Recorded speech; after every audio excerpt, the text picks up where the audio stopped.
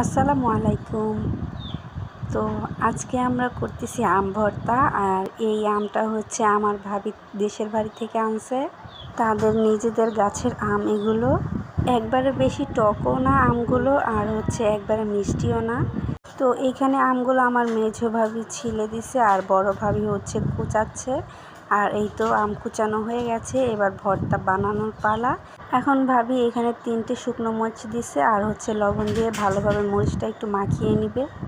আমাদের এই শুকনো মরিচগুলোর মধ্যে অনেক ঝাল, তার জন্য 3টেই নিয়েছে, বেশি নেয়নি।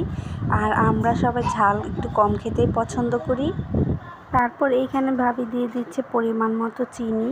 অনেকেই আছে যে শুধু মরিচ আর লবণ দিয়ে ভর্তা মাখিয়ে খায়, চিনিটা খুব কমই ব্যবহার করে। আর আমরা চিনিটা দিয়ে খেতেই পছন্দ করি, মানে একটু টক ঝাল মিষ্টি লাগে, এটাই বেশি ভালো লাগে। এই তো ভাবি সব কিছু একসাথে মাখিয়ে নিচ্ছে, আর ভর্তাটা দেখে যেন মুখে পানি চলে আসে। আর এই তো আমার ভর্তা আমাকে দিয়ে দিছে, আর সবাই একটু একটু করে খাচ্ছে। তারপর হচ্ছে এখানে আমার আম্মু একটু বাজার থেকে আসছে, অনেক কষ্ট, আর হচ্ছে অনেক বেশি রোদ, কষ্ট হবে এটাই স্বাভাবিক। তো বাজার থেকে আসার পর এখানে আমার বড় ভাবি আম্মুকে শসা আর টমেটো কেটে দিচ্ছে, মানে সালাদ করে দিবে আর কি। আর এমন গরমের দিন আমার মনে হয় এইরকম টাইপ কিছু খেতেই ভালো লাগে বেশি। আর ওই যে ওইখানে আমাদের টিনা মিনা চাল খাচ্ছে, এটাই তাদের বেস্ট খাবার। আমরা যেটা রান্না করে খাই তারা সেটা কাঁচাই খেয়ে ফেলে। আর এখানে আমার আরেক ভাবি আম্মুর জন্য লেবুর শরবত বানাচ্ছে। আম্মু কত লাকি, তাই না? আম্মুর 2 বউ আম্মুর জন্য অনেক করে, আলহামদুলিল্লাহ। এমন 2-1টা বউ যদি সবার ঘরেই থাকে তাহলে আর কি লাগে বলেন।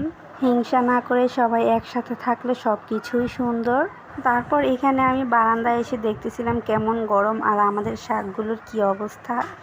এতই গরম যে গরমের শাকগুলো শুকায় যাচ্ছে। নিয়মিত পানি দেওয়ার পরেও শাকগুলো এইরকম মরে যাওয়ার মতো অবস্থা। তারপর হচ্ছে এখানে এই যে আমি ঘরে এসে দেখি সব কাটা হয়ে গেছে, আর সবাই খাওয়া শুরু করেছে। তো আমিও এখান থেকে একটা নিয়ে খেলাম, আর ভালোই লেগেছে যেহেতু গরমের দিন, আর হচ্ছে ঠান্ডা ঠান্ডা শসা। আমার তো শসা অনেক ফেভারেট।